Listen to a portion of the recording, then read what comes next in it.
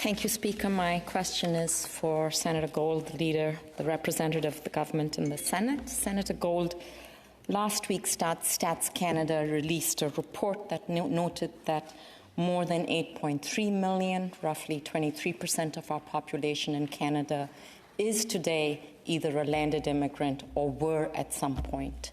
And most of them, we know, will go on to become citizens. And today we learned that the government has a new target for immigration over the next 3 years. By the year 2025, we will be bringing in 500,000 immigrants per year. I think this is a good thing. Immigration done well benefits us all.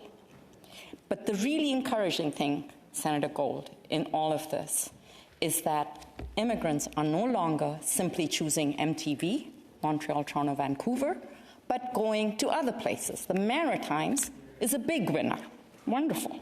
However, it does not appear that the government is matching the increase in immigration with an increase in settlement funding. In Nova Scotia, for example, where the increase is significant, the number of immigrants between 2018 and 2021 increased by 51%. Congratulations, Nova Scotia. But the funding for their primary settlement agency, Immigrant Services Association of Nova Scotia, ISAN, increased only by 7%. And the agency reported to the Globe and Mail that they were having significant challenges keeping up with the pace for demand. Can you tell us, Senator Gold, if the government is planning to, in a parallel, increase the funding for settlement agencies in Nova Scotia and indeed across Canada to keep pace with the increase in immigration? Thank you, Senator. Senator Gold. Well, thank you for the question. As the government knows that newcomers to Canada play a critical role in our future, both as a society and as an economy, and contribute in so many important ways. To ensure and to assist that newcomers settle in places other than the 3 cities you mentioned, and that they have access, if they settle in smaller communities or rural communities, that they have access to essential services during their first year in Canada. The government has announced an investment of more than $35 million to expand resettlement capacity and settlement services across the country. This investment includes $21 million to add 9 new resettlement assistance program service providers in British Columbia, Alberta, Manitoba, and New Brunswick. These organizations aim to help reduce pressure on the 32 existing resettlement assistance program service providers across Canada and provide those newcomers with an opportunity to settle in small and medium-sized towns and in rural communities where affordable housing is more readily available.